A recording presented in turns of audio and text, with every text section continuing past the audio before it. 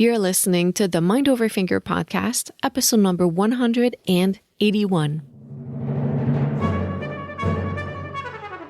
Welcome to the Mind Over Finger podcast, where we dive into the world of mindful music making, peak performance, and crafting a purpose-driven life and career. I'm your host, violinist, certified performance and life coach for musicians, and your guide to unlocking your full potential, Dr. Renée HERE. Hi, everyone. I hope you're feeling fantastic. I have an episode that will spark a lot of ideas for you today.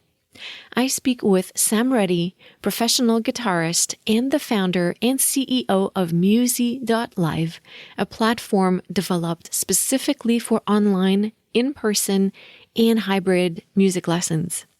Sam is a guitar instructor with over 15 years of experience in music performance, and with Muzie, he has personally worked with over 1,500 music studios and teachers to help improve their teaching methods and workflows by utilizing technology.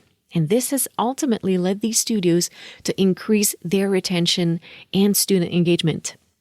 As you're going to see, Sam is amazing. He's extremely creative, dynamic, and very innovative. He thinks outside the box, for sure. We covered a lot of topics during our conversation, including the ways Muzie is transforming music education by supporting both the teachers and the students. We shared insights on music education, on technology. We shared some practice tips, and we talked about the impact of AI on music education and creativity. And one of my favorite things about this conversation was hearing Sam's story and seeing how his insatiable curiosity and enthusiasm for learning have allowed him to be so creative and innovative. And as a result, he not only created a career he loves, but also a tool that helps thousands experience success in their career and musical endeavors. This is a super inspiring conversation, and I know you're going to walk away filled with new ideas. And no need to take notes. Click the link in the show notes to grab the summary and transcript of this episode. All right, let's go to the show.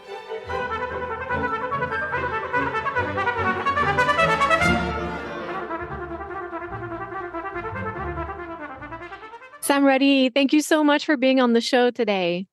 Absolutely. Thank you so much for having me. I really appreciate it. Sam, I'm really excited to speak with you because you have a very unique journey, both as a musician and an entrepreneur. So I would love for the listeners to hear more about this in your own words. So please share with us everything about Sam Reti. Yeah, absolutely. So I guess really it starts back when I was a little kid. My dad was a professional drummer way back in the 80s. So music was around the house. There was a drum set in the basement my whole life. And when I was probably about 13, I got my first guitar.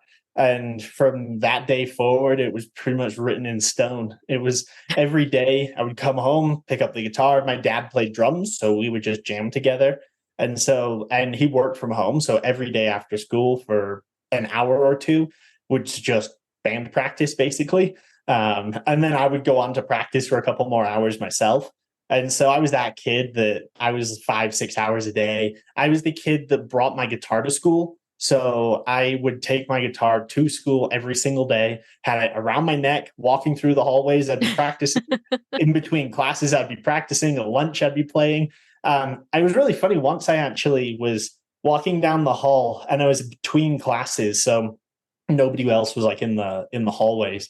And I was playing my guitar and I was walking like a piece of paper from one class to another for a teacher. And I was just strumming, walking down the hall, and the principal rounded the corner. And I was like, oh, crap. I was like, and she walked up to me and she goes, she's like, I don't know if you know this, but she's like, we're actually really proud of this. And I was like, proud of what? And she's like, you probably don't understand, but like this, you doing you and just not really caring, and just taking your guitar and playing and practicing, if you haven't noticed, other kids are doing this now, and we really don't mind. Like, we're okay with that. And by the end, and to be fair, it wasn't me who started it. There was a kid 2 years older than me who was kind of obsessed too, and he used to sit in the hall too and play his guitar. So our school was very open to that kind of stuff. So through high school, I recorded a bunch of bands. I played in a bunch of bands. I really got into the music thing, and I figured I was just going to go to Berkeley and be in a band or be a record producer or something. And so I went off to Berkeley after high school. And for the first 2 years, I did join a band. I started my own band, and we started playing shows and touring, and things were going really well. But that fell apart really quickly, as most bands do. And I needed to pivot and really come up with something. And so for the last 2.5 years of college, I was working on this idea for a practice app for college students. And it was a complete shift away from all the producing. I switched majors. So I stopped doing the production and I stopped doing all the guitar playing. And I basically put the instrument down for a little bit and started working on this app that would help people practice. And so kind of ironic that I stopped practicing is pretty much as I started building the app. But once we built that out, it was my senior project to college. And Berkeley was actually the first sort of customer to take it on. So the Berkeley-based department were the first users of the software. So they really gave it the trial run and sort of helped us flesh out all the ideas and everything like that. And then that just kind of kept rolling. And for probably 2 or 3 years, we just ran that business. It was just my dad and I at the time. So, we'd been playing music together. He had been doing software after being a drummer. So when I came up with this idea, it just sort of felt natural. So I suggested the idea of building this little app, and he sort of whipped up a prototype. And then when Berkeley took it on, I think that's when we both sort of realized that there was actually something there. So, the two of us have been running this now since 2014, 2015. So it's, 8-9 years. And we still are both in charge. So, I still run the company with my dad, which is pretty cool. But with Muzie, basically what happened is we've been building software, building products over the years, and none of them really stuck quite the way we wanted to. Really, the first products we built sort of became too much of everything and didn't really have a solid direction. And then our next app was really just too complicated. We were trying to build basically essentially an AI that would listen to you play, and then it would give you feedback in real time about how you were playing. The technology was not there for that in 2016, 2017. So and lo and behold, right, 2023. Just waited a few years, we would have been fine. But and then in 2019, we started building Muzie, and it was actually intended to be a marketplace. The idea was actually for college students to be able to get tutoring help, or any student really, but we had been sort of focusing in that college area still. And so the idea was that if you needed help on your proficiencies or a test or homework or something, that you just really weren't grasping, or just a little bit extra help on anything, you could basically phone a tutor. And the music teachers were online in real time. So we had hundreds of teachers on the platform, and then students would phone in and they'd get paired with a live teacher. So it's kind of like a marketplace, but it was instant. So there was no waiting around and booking a lesson and then having it 3 days later. It was, I want a lesson right now, log in, join, and then you would have been connected to a teacher. Amazing. And the big thing, it was pay by the minute. So students had full control. So they would pay like 75 cents a minute for the lessons. Teachers would get most of that cut. And then the idea was teachers could use this as like a filling in gaps in your schedule, or whenever you had like a student just no show, you could hop online and maybe fill that half an hour or 20 minutes or something. So it was a pretty cool idea. We launched it January 10th, 2020. Wow. So it lasted all of about a week. It was pretty cool. We did actually have people on there. Like, there were a couple hundred teachers, and there were students coming through. And the concept did work. It was pretty neat. But almost overnight, it was every teacher on the platform came to us and was like, hey, this is cool, but it looks like we're going to have to be doing online lessons for the foreseeable future, can we bring our own students here instead of just meeting up with these random tutoring students? And so that was a pretty quick conversation. It was really one afternoon. We just sat down and we're like, it was kind of funny because as a business, I had just spent basically a year convincing everybody that this tutoring thing was a brilliant idea and that we should invest all our resources into building this and going for it. And then literally the week after it launched, I had to sit down and basically tell everyone that the idea we had just spent a year working on was cool, but we were going to go in a different direction. And fortunately, it wasn't too big of a change. We still got to keep basically the core fundamentals of what we were doing. And then that was the pandemic just sort of took it from there. And, unfortunately, we benefited from the pandemic, I guess, but it was, a necessary thing to have. So we really ended up just being in the right place at the right time. Yeah, and you had the support that people needed when they did. I love so many things about this story. I love how this passion was a family thing, both the passion for music and that now Muzie is a family business. I love this endorsement from your principal as well. And it really shows how when we are ourselves and we allow ourselves to be ourselves, we can really impact the community around us in a significant way. I think that's fabulous.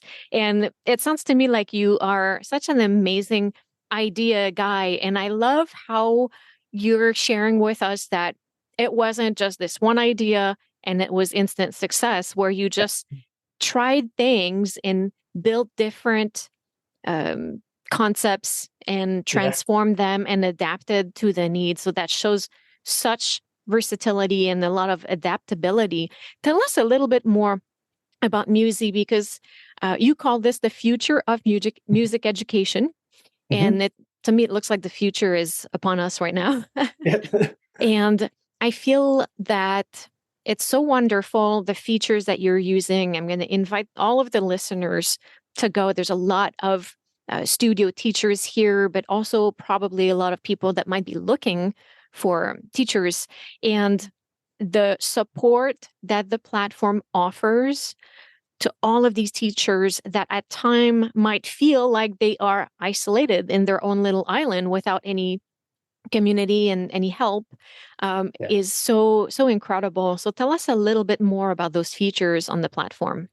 Yeah, absolutely. And really, for me, I think what really kind of pulled this all together was as the pandemic took off and as everyone was sort of scrambling to figure out what to do, we sort of had the benefit of, we had already built all the audio technology. We already built the streaming. So, basically really high fidelity Zoom essentially was what we had. And then over the year, basically of, the pandemic sort of the first year, all the teachers flooding in were like, okay, we need this, we need this, we need this. And that's really what got us sort of in the right space. Because like I said, at the time, my head was in this sort of tutoring world where we're building and the cool thing is a lot of these tools are useful in both, but the teachers were fundamental in making sure that we were actually providing tools that weren't just bloatware. And that's a big risk that you run with these kinds of things. And that's basically what happened to our first product, was it just became too many things. And even I was like, I don't even know how to use this thing anymore. And so, and so when you get there, it's like, how could you even sell it? So with Muzie, we focused on two things. And we stick to those two things very, very strictly. They are helping a teacher teach, and they are helping a student learn. If those two things, because to me, those are really just two sides of the same coin. I feel that a lot of things will focus on only one of those things. And I actually think that's the misstep that most products are making, and that it's not combining both sides of the education spectrum. It is providing that resource center, not only with tools, but with literal resources for teachers and connecting with other teachers and connecting with our team and things like that. So in Muzie, as a teacher, I mean, you have a lot of tools. That's the one thing that I don't think we can be sort of called out on not having enough. But you have your high fidelity audio and video. You've got your whiteboard, so you can write and annotate.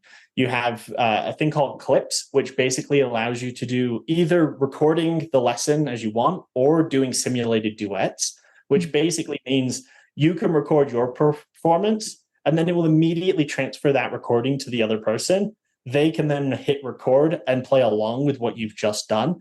And then you can just sit there and listen to them. And then that will actually save the recording and merge them together. So you have a final like track that you can listen back to, which is both parts. So we have a lot of tools. We have MIDI instruments. You can play, like a piano on screen. It will light up. All the notes will highlight. It can even transcribe what you're playing. So you can have like sheet music being written up while you play.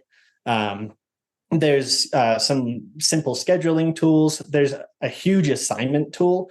And this is really where it bridges the gap between teachers and students. With the assignment feature, basically what we've done is created a platform so teachers can upload all the content, all the resources, lesson materials, videos, songs, anything that you use to teach, organize it into assignments, and then share those assignments to the students. So if your students are in person, online, hybrid, doesn't matter, they can get access to these assignments, log into their account, and then we have tons of practice tracking. So you'll see things like their practice streak, how many days in a row, which days of the week you're practicing. There's tons of graphs and visualizations for that sort of stuff. With the assignments, you can get awards for completing your assignments. There's a leaderboard. So the more you practice, you go on the leaderboard and you can compete against other students in the studio. So it's got a little bit of gamification. You can have sort of stickers and awards and badges. So we really tried to encompass, like I said, both sides of the educational spectrum. For Muzie, is if it helps you teach or it helps you learn, then that's something we're interested in. And then we, of course, have our whole suite of AI tools now as well, which is a whole nother bag of worms, but is pretty cool too. Yeah, I want to come back to the AI in a minute because I feel like this can be a tremendous tool for all of the musicians. All of these features are so great. I love what you said about listening to the feedback from the teachers. And this way you ensure that the platform is really offering what they need. And I love that it supports also the in-person students in this hybrid format as well, as you mentioned. This is fantastic. Yeah, absolutely. I think in about 2021, about halfway through the year, we started realizing that online was here to stay. That was not going to go away. But there was a very strong pull to get back in person and, get kind of back to the normal, so to speak. And as we've all seen, we have this new normal, which fortunately I think we predicted correctly in like early 2021, which would be basically everybody doing hybrid. Which I think was a pretty clear indication. But with Muzie, we just decided that the product needed to fit that mold. Otherwise, we would end up like others in the market that just stuck too much to one thing, and then you sort of fall to the wayside. And that's what I was saying about having both sides of the spectrum. Because with Muzie, if you teach music lessons, it doesn't matter if you're in person, online, if you're doing everything hybrid, your students have access to the same quality of resources. And so that sort of ubiquitize or I don't know, decentralizes the information, so everything is just unified, so everything is equal, and the student learning process isn't impacted by being online or isn't impacted by not being able to get to your lesson or something. Where with Muzie, if you can't make your lesson, the teacher can just hop online, record something for you, send your assignment over with the recording and all the instructions, and you can just grab it in your free time. So, those kinds of things not only streamline the process as a teacher, so you're not doing makeup lessons and things like that, but as a student, it keeps the flow going and you're not having those 2-week breaks, 3-week breaks that sort of completely mess up the normal flow of your lessons. Right. Yeah, that's all from the teachers. They just tell us what we need and we build it. And it's so important, especially now, I feel, with the disappearance of music education in the schools. I think it's a crisis mode right now. So any way that we can make music education more easily accessible to anyone, whether it's in person, hybrid format, or completely online, I think it's necessary. Completely agree. I mean, and that's a big part of the mission with Muzi is we're in, I don't know, 100 countries or something. And to Wow. me, the coolest thing is seeing Muzi used in countries that do need to take online, like where online lessons isn't a choice, it's the only choice. It's like that is what you get. And if you don't have a high quality system to conduct that, then you just get the quality of whatever platform or thing you're using, right? So our mission is that the technology should never get in the way. It should be the thing that pushes you up and helps. So, seeing Muzi used and utilized by students and teachers all over the world, I mean, that to me is sort of like we've already made it in that sense, which is pretty cool. Um, but yeah, I mean, there's still a lot to do, but Also, in yeah. the conversation that you and I were having outside of this interview, it appears like that the community is so active and dynamic. And you were talking about some games that you were exchanging with students. You just talked about how your first project was a practicing app. Yeah. I'd love to hear from you. What are some of either your favorite practice tips or some of the practice tips you see really as being popular in the music community with the teachers and students? Yeah, I think the big thing is consistency. And obviously, this is sort of an obvious thing, but I think it's not obvious to new students, and Hmm. it's one of those things I think we're all guilty of. Is like I take piano lessons, and so I'm guilty of 10 minutes before the lesson trying to cram a week's worth of stuff. Like I absolutely do that still, but I also at the same time try to utilize Muzi and things like this so that I can break my practice into 15 minutes a day, and that I have the ability to sort of keep track of what's going on. And I think really that is the truth of it is if I can get my student to practice 10 minutes a day, that's the win. If they're practicing an hour on Saturday, that's fine. But 10 minutes a day is really what I'm trying to shoot for with everyone. And so, with the software, we try to build tools that sort of enhance that and sort of encourage it. But at the end of the day, you just got to come in, sit down, and open your stuff and get to work. But I do think that, that consistency is really the thing that I think changes whether or not you're going to actually continuously stick with it. And even if it's not every day, if it's 3 days a week, with our very first product, I Want to Practice, that was literally the name of it. Right. So right on the nose, the way that worked was actually really cool. What you would do is you would self-assess categories. So you'd say, okay, I want to do sight reading, I want to do some composition, and you could get as detailed as you want and maybe be like, I need to learn the A flat major scale.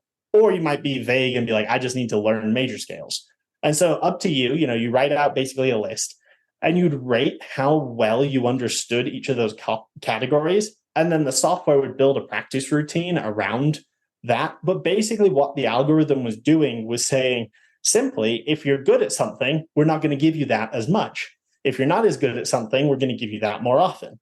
So it created this really cool routine where basically you would say, I'm good at scales, but I'm bad at arpeggios. And so in your practice routine, you might have scales for 5 minutes, but arpeggios for 15 minutes. Mm. And then the next day it would shuffle it a little bit. So it wasn't identical every day. You might have 7 minutes of scales and 12 minutes of arpeggios, something like that. And so that kind of practicing, I still sort of do myself anyway, of sort of self-assess and say, where do I feel that I'm at? And I actually just wrote this blog about SMART goals, Mm. which is basically the same idea where you're saying to yourself, okay, this is the thing I want to do. So I want to play this song.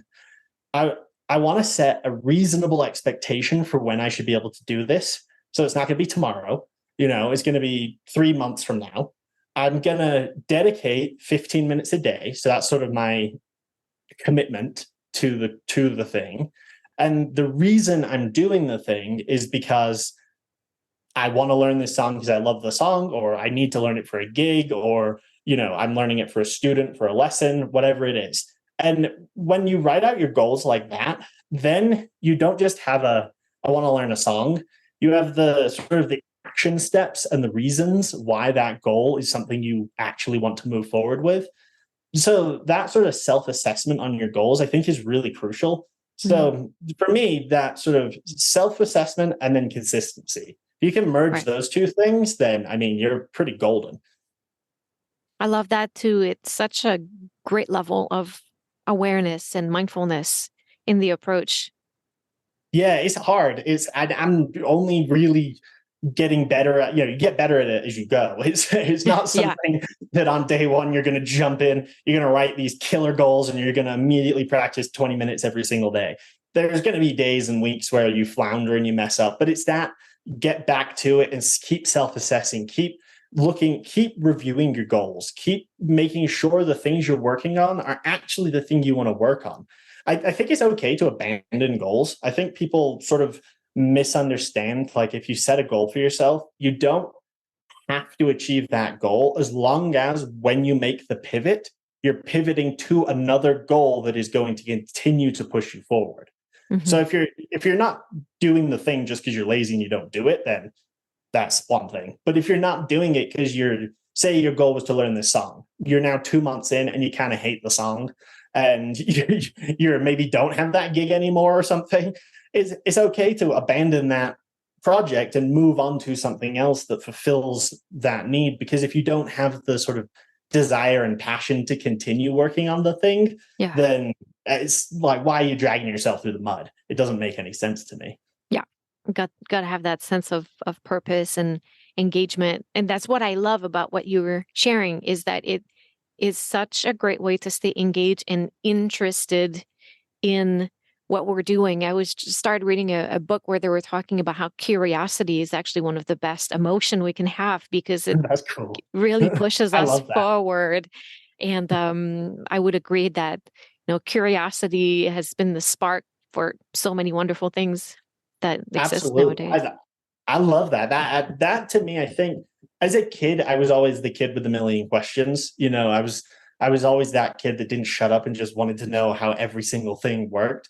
And I feel like I carried that into my whole life. It's just I'm always interested in how something works. Like, as soon as the AI stuff bubbled up, I was digging into it immediately to be like, okay, well, how could this be utilized for education? Is this something that can be beneficial, or is this just fluff? It's like crypto and NFTs, same thing. I'll dig into all of it and go, is this something that can be utilized in a way that is going to be beneficial? Sometimes the answer is no. Like with crypto, no, I don't think so. I don't think there's a valid use of crypto in the education space. I just think it's too much complications for the time. Even NFTs, I think, bit much, too complicated. Give it 5 years, give it 10 years, maybe, but not yet. AI, on the other hand, was the one that popped up, or even VR. When VR popped on the scene, I was doing VR music lessons with my students. 3 or 4 of them have those Oculus headsets. Hmm. So we get into a room together. We have a whiteboard we could draw on. We were doing music theory classes in Wow. basically it was actually kind of cool. We do them in the Muzie office. So we had this virtual office for a while so it's kind of a sidetrack, but for a little bit, everyone at Muzie in the company had a VR headset because we don't work together. We're all remote. Yeah. So we built an office in VR, and everyone would meet up in this skyscraper on the beach. And so we would be like, and we had this like scenery around and decorations, and like our logo was like on the wall and everything. And we'd sit Amazing. around the table and we could talk to each other and like write notes and things. And it was pretty immersive. And students, same thing. I had students that were doing that, and we were doing theory lessons. And so for me, I'm happy to take a shot at anything that Yeah. might help out. That's If it doesn't, I'm learning quicker and quicker to abandon and just be like, okay, like with the VR is a good one. Worked really well for a couple months, but the commitment that you need to make to actually make it work is too large right now. And most people don't want to make it. So therefore it's just not ubiquitous technology. So therefore it's not really practical. Yeah. So, sometimes it doesn't work. But for me, I'm happy to look at anything at least once. Yeah. I wrote this down, take a shot at anything. And I kind of want to invite the listeners to pull out a post-it note, write that Yeah, down, take a shot at anything, and put do this it. somewhere where you can see it. Let's talk about AI for a minute, because I Yeah. know that you are very, very well versed on the topic. And that question, like, how can we utilize this, is such a great one. And I think a lot of people are afraid of Yeah. it. Some people are afraid that it's maybe a little bit complicated, and Mhm. some people are afraid of the ramifications in the end of what that could mean. But the thing is, I'm sure people had similar reservations with cars and telephone and, Internet. computers and internet. Yeah. Exactly. And those are technologies that are here to stay. So then, yes, how can we utilize them? And I know you have so many Yeah. great Yeah. ideas about this. Let's hear about it a little bit. Yeah, AI is the thing of the year, and it'll be the thing of the century. It'll be the most important technology since the internet. And And you, that I you think, and I were going to be later telling our grandkids, like, I oh, 100%. remember. You will literally be like, I remember the day. I mean, my dad tells me he remembers the first time he logged on to the internet. Like, Mm, he remembers firing up the computers or the room that had the gear in it and plugging the cables into different and wow. that's where it was back then. And telling people that you were going to buy things on the internet. They Hmm. were laughed out of every meeting through the 90s because it's like, yeah, my dad was doing healthcare software at the time. Basically, his idea was that you'd take this like Palm Pilot type device and you'd go to someone's house and you'd give them a checkup, and you'd write all the notes digitally into this little Palm Pilot. And then when you got back to the hospital, you'd plug it in and it would download that information into the hospital's database. That kind of technology didn't exist. And at first, people were like, ludicrous. We're not putting our information, our private information, on this digital service. Now it's laughable if you Right.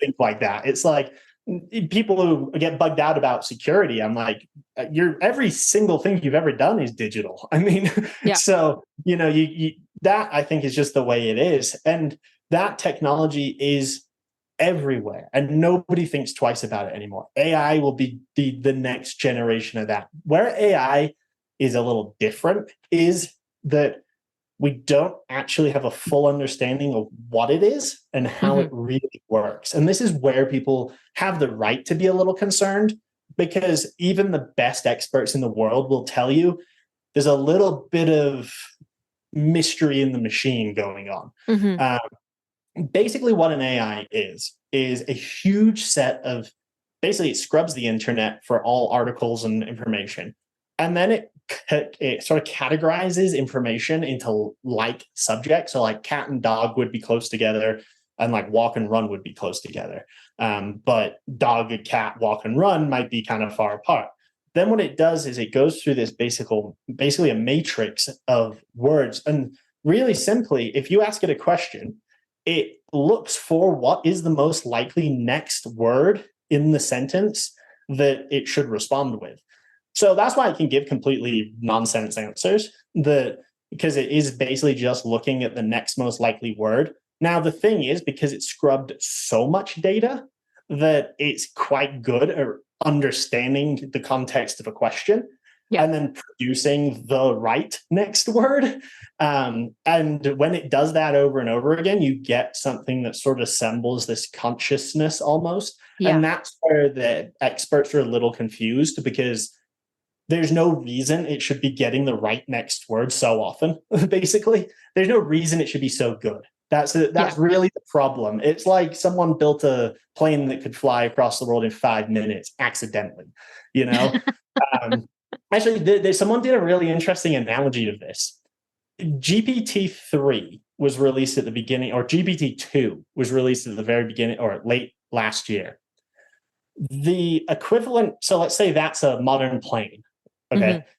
GPT-4, which just came out, it is, I think it was 150,000 times smarter. So it would be like if you had an airplane that could go 600 miles an hour, and in 2 years, we developed a plane that could go 900,000 miles an hour. Wow. So the scale in growth of these AIs is just boggling people's minds. And that's also part of where people are like, what the heck's going on here? Yeah. Because they're getting exponentially smarter, because it's like a feedback loop. Now, where this actually becomes useful is that it's very good at understanding context. So with our AI in Muzie, well, here, let's start with what they don't do. So what they don't do, and there's no AI that does this anywhere that I'm aware of, is they don't do things like listen to you practicing and then give you feedback on your practice. That, like I said earlier, that level of technology just isn't there yet. They don't do things like listening to your music and then ripping it off and writing their own songs with your ideas. That's not happening either. So I think the fear should be in just the general, we don't really understand it, but I don't think it should be fear. It should just be more like mild curiosity, because it's not a dangerous thing. I mean, you can use any technology for nefarious purposes. You can drive a car into a crowd of people if you want, or you can drive it to the grocery store. Yeah. So, there's that argument will be true for everything. So I think with AI, really, it's the same thing. If you want to use it as a beneficial technology, I think it will blow your mind if you've never used it before. If you want to use it as a nefarious thing and cause trouble, you will. You absolutely can. But you can with anything. So I wouldn't be too worried about that. Now, where this actually benefits people, like for us in the education space, with Muzie, we have this AI built in where you hit record and it will listen to everything you say back and forth between you and your students through the entire lesson. That is all transcribed basically into a little notepad. You can, if you want, you can copy that transcription and do whatever you feel with it. But we also have it built in is the AI's ability to turn that transcription into useful content. So the main thing it does is it writes assignments. So if you go through your lesson and you're telling your student, oh, don't forget your body posture, or don't forget, this technique, and next week we're going to work on this, and oh, I want you to do these 3 pages, all the kind of typical things that you say throughout a lesson, it contextually understands that you're a music teacher, this is a music lesson, that you're telling a student things to do throughout that class. And so basically the AI will write up the assignment for the student based on everything that you said throughout that lesson. And then it will also write the meeting notes for you as a teacher. So it can write things like, remember to bring the book next week, or don't forget to send that YouTube link, or check on the file, or send those recital tickets, or whatever it is. All those other things that you say throughout the lesson, it can basically extract all the useful information and cut out all the fluff. So if you're talking about your cat for 5 minutes, it'll just not include anything about your cat. It understands that it's, a music lesson. That's amazing. Because our most important resource is our time. Our health, of course, but time is another one. And music teachers usually are, in many cases, underpaid. We're constantly running out of time. We need support. We're tired.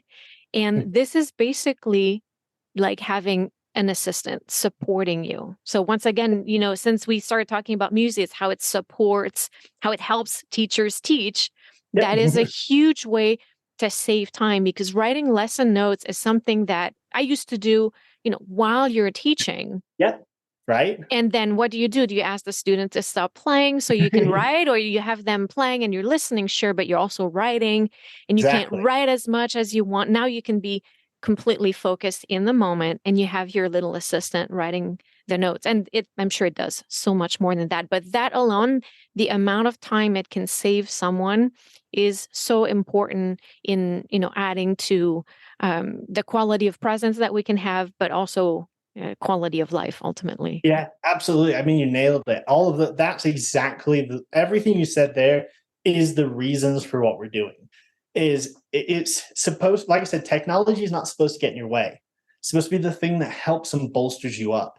So, I feel a lot of teachers at pandemic sort of pushed everyone in the deep end, and a lot of people sank and they're like, I don't want anything to do with this anymore. I don't want any technology. I just want to teach.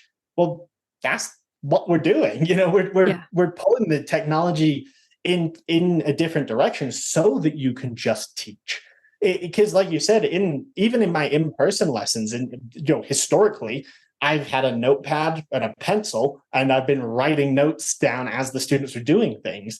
And then I rip that piece of paper out and I hand it to them as they walk out the door. And then I like spin around and make some notes for myself, put some things in the computer, and then the next student comes in. So then by the end of the day, I'm already backlogged, multiple students deep, and then I haven't emailed everybody the files yet. I haven't sent the parents all the notes, Right.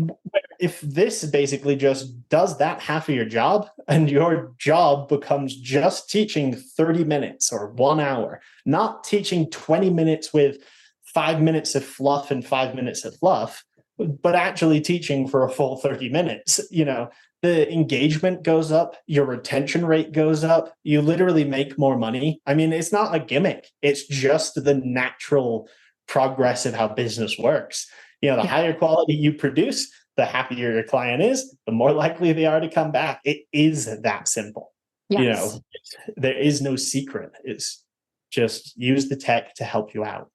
And I remember going in my lesson, I won't say which year, but I showed up with my little cassette tape and would hand it to my teacher because he had a recording set up. And that is one of the best ways to maximize the learning experience, to save time in the practice room. And that's one that we underutilize, which is to listen back to lessons and take notes. We're just in the rush to practice. But really sitting down, going through an hour-long lesson, for example, or half hour, and take notes from the lesson will save so much time in the practice room and help internalize the notions from the lesson so much better. So this way, when it's recorded, whether it's in person or remotely, and getting those notes, that saves times at both end of the spectrum, both for the teacher and the student can access those resources anytime it's needed. It's just added value. Yeah, and to me, that's sort of the two sides of that coin, right? Is that if the teacher gets all these benefits, well, that's cool. That's nice and all. But if the student doesn't get to utilize the benefits, then I feel like you're sort of missing the whole point of making it a cohesive experience. So with Muzie, that's the idea, is that now a well-written assignment with a recording, with lesson notes, with a whiteboard attached, with a game, with all the content that you need to work on is sent straight over to your student. They can access it anytime from any device. They can download it all, print it all off, do whatever they need, So, we tried to make it as flat. Like I said, it's the technology shouldn't get in the way. It should be there to push you forward. So if you hate using your screen when you're practicing, cool, print it off and then just stick it on your stand and go to town and practice. If you love using your screen, awesome. Open the app, pull it up digitally, and have fun. It's like, I'm a digital person. I'm much more likely to grab an iPad and pull it up on there and write with the Apple Pencil than I am to use a piece of paper. I've got piles of pieces of paper that I have no idea what to do with, but I can at least organize my notes when they're digital. So, that's just me personally. And we are living in the digital age. It just is what it is. So, things like reusability, as we were saying about saving time, I scanned every single file I own, like music notes, music books, all that stuff, into Muzie. And now when I want to share a file with someone, I just click the share button. I don't need to go into the closet, rifle through things for 10 minutes. I don't need to photocopy it and email it. There's so many unnecessary extra steps that get taken. You can cut those out. It just gets back to the streamlined process of teaching. That's the whole point of what we do. At the end of the day, that's what we've all trained in. None of us trained in education software technology. Even I think I might be one of the only people in the world with a degree that actually has that kind of focus. And it's because I made up the degree myself at college. As I mentioned, when I moved through degrees, one thing that was nice about Berkeley is you could make up a degree basically. So I came up with this idea to do education technology. And I had to align enough credits that fit the mold. So I took a bunch of education classes, took a bunch of entrepreneurship classes, a bunch of business classes, and molded it all together and essentially created the degree that I wanted to do. But that's not a resource that most people have, so I feel like it's our job to provide as much of that backbone as we possibly can. And like we were just saying with general resources, once you leave college, that's it. Your network breaks down immediately. It does. It's just your friends are not there to help you. The thing I think people misunderstand about college too is you're always like, oh, I'm going to go to the best school so I can network. The Mm, networking, I think people misunderstand, is not networking with your peers, which you should do, you need to do. That will benefit you in about 10 years. What you need to do is network with your professors and the people that can actually get you a job. So, yeah. that's for me. The one thing I did do well at school was I became really close with a couple of professors. And then I still had my pool of friends. Right out of school, my friends had nothing to do. They couldn't help me. They were all trying to find their own jobs. They were all trying to make their own livings. They had no resources to help, but those professors could connect me to the people that, had ideas or had resources. And then eventually I started finding places like the Facebook groups and like the entrepreneurship groups and things like that, where I started realizing it's on us to go out there and create that network. So, Yeah. with music, we try to provide that as much as possible as well. And that's so valuable in itself. Yeah, I just think that, education, like I said, if it helps you teach or it helps your students learn, the helps you teach part isn't necessarily just tools like whiteboards. It could be listening, like resources like podcasts. It could be resources like courses, coaching things. So in our Facebook group, we try to promote as much, other material as possible, so that there is a community. When teachers have a question about how are you doing this with your groups, or how are you doing this with your one-on-ones, they can just ask, and there are literally other teachers that are experiencing the same thing that can chime in and help.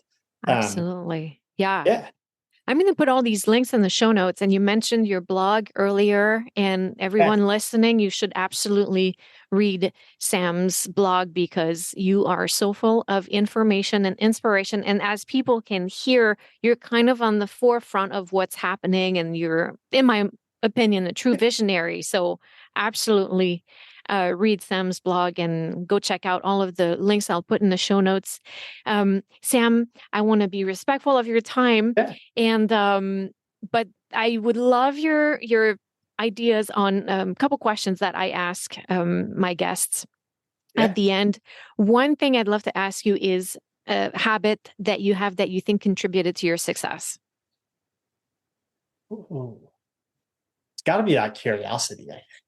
It's that never, like I said, just my mom says this to me all the time. This is her, like, the catchphrase is do something and something will happen. Mm, That's it. It's so stupidly simple, but it's most of the time we just don't. We just yeah, we just don't, for whatever reason. We make up reasons. We make up a million reasons why not to. yeah, You only need one good reason to do something. So if you have one good reason to do it, do it. And then something will happen. Even if the thing that happens is not the thing you wanted or expected, that's at least something. It's better than just standing in an empty room waiting, because yeah. nothing is going to happen that way. That's So, another post-it right there. yeah, I mean, do something. Yeah. I mean, do anything, really. That's really it, is just do anything and something will happen. I love that. Yes. Finally, the one question I ask all of my guests: do you have a quick, actionable tip that the listeners could implement today in their musical lives? Hmm. Yeah, I think it is, like, a little bit on that. What I was saying there is that if you do have something that's been on your list forever, there's always been that big project that you'll get to or you'll think about or whatever it is. Like I said, if you have one good reason to do it today. There's no reason between the time you listen to this podcast and the end of the day, you can make some progress on that project. So whether it's opening up a Word document and writing a title, and that's all you do, cool. That's progress. Do Mm, something. Doesn't matter. Just something. that's fabulous. Fabulous. And You and I are going to get to see if I was successful with my AI experiment trying this new Yeah. feature here on Zoom. So if I have some nice extended show notes, we'll see that Right. I was successful. Saved me some time. Exactly. And that's the thing. This kind of tech is popping up everywhere now. Muzi is not unique in the sense we just like it, so we implement it. But, like I was telling you earlier, I use a lot of different tools in my workflow day to day, that are Oh, all AI yeah. Tell us about implemented. this a little bit. Okay, so real quick, so the main things are ChatGPT. I mean, that writes all my emails basically, and so if I have an email, I put it in, ask for a response, and I've basically trained it to know me. So I have this one thread I've told you about. I call it Bob, and it's one thread that's been going for months now, and it's my personal assistant. And I just told it on day one, you will be my personal assistant, and I will tell you everything you need to know about me. Please ask me questions so that you can learn about me. And then the AI just asks me questions and I just keep answering them. And then it gets better. And then when I do need help with something, it can fire out some pretty high quality results that sound very much like me. But even things like I was making some videos the other day, and in the workflow I was doing, I record the video, just screen recording. Then I take the video and I take the audio and put it into the Adobe Podcast Audio Enhancer, which is a new AI tool which cuts out all background noise and just beefs up the sound quality of the voice. And so it sounds like an announcer voice almost, without messing with the actual quality or tone of your voice, which is pretty cool. And then I put the video through an AI enhancer so it goes up to 4K instead of 1080p. Then I merge those back together. Then I run them through Whisper Web, which will transcribe everything said in the video. So it will just write, kind of like we were just talking about, write basically the meeting notes of the whole video, but it'll do it in like 5 seconds instead of in real time. And then I take the transcription and I put it back into ChatGPT, and then I ask it to write the description for the video, or the meeting notes, or the summary, or whatever it is. And then I can even ask it to write an ad, the promo material for the podcast post, or whatever the thing is that I'm sharing. And all within that one thread, it basically can produce more, pretty high quality content, stuff that I would usually use a person or a team to get done. Right. I can do it all now in 5 minutes, maybe. And so, and like literally 5 minutes, like you don't have to even wait for videos. Like, stuff renders now so fast. If it's a 20-minute video, it takes a minute for it to be put into high quality. The audio transcribes in 30 seconds. GPT writes the description in less than a minute. Like, all of that combined, maybe 5 minutes of work. And then you're just copy and pasting stuff, basically, which I'm sure we'll build an AI to do that next. But yeah, I think there's some really cool stuff there. So like I said, don't be afraid to just explore and go try stuff. Go do something. It'll show you something cool. Yes. And to the people who might think, but this is taking work away from people. I think that it takes away some of the menial work away. Yeah. So let's think about the possibilities for increased creativity from the freed up time that everyone gets from this. I think it might take away some work right now while people are figuring out how to work around it. But human beings are so creative that we're going to see new types of businesses, new types of support, new exploding creativity from human beings. Yeah. Absolutely. The way I equate this is very simply horses to engines. There was a period in the early 1900s where both horses and cars were legally allowed on the road. Now, there was, for the first half of that 10 years, it was the people on horses who were really mad that they were allowing cars on the road. In the second half of that decade, it was the people in the cars who were really mad that they were still allowing horses on the road. Mm-hmm. So the people who had jobs in the horse world, like farriers, mucking the stalls, taking care of the horses, the feed, all of that, within a decade, the horse industry died. Mm-hmm. All of it. What happened is those people became mechanics. Those people became engineers, those people re-assimilate into different jobs. Now, it's not the whole like, oh, just go learn and you'll figure something out. But that, like you said, humans are adaptable. Like we do figure it out. So I really wouldn't be ever worried about AI taking away jobs or AI coming in doing your job for you or something. The world when a music teacher is an AI is very, very, very far away. That's not coming anytime soon. And humans like human stuff. So like AI written music, it won't be popular for the simple being that people like art created by humans because we do. There's no good reason. There are people like, I see AI art made and I like it. And I go, that's really cool. But I'm not going to hang it on my wall. When I see someone paint something really awesome, it might be a fraction of the quality of the AI piece, but I want to hang the one that the person painted on the wall because there's something about art that just is human. And so I wouldn't be worried about AI coming in and doing those kinds of things and being like the top 10 artists all AI generated or something. I think the way I see it is like, how cool would it be if you have no musical ability and you really wanted to hear Elvis and Rage Against the Machine do a collaboration? How awesome would it be to just type that into a computer and just hear it for yourself? Like, not going to go sell it and make commercial success, but for your own enjoyment, I don't see any problem with that kind of stuff. I think it's cool, but I wouldn't be so worried. It's like anything, it just adapts. Yeah. Yes. It's a transforming world. Yeah. Never ends. Sam Reti, thank you so much for this conversation. It was so interesting. And as you say, Muzie is the future of music education. And I'm so grateful that you took this time to share all of these thoughts with us. Absolutely. Thank you so much for having me. I really appreciate it.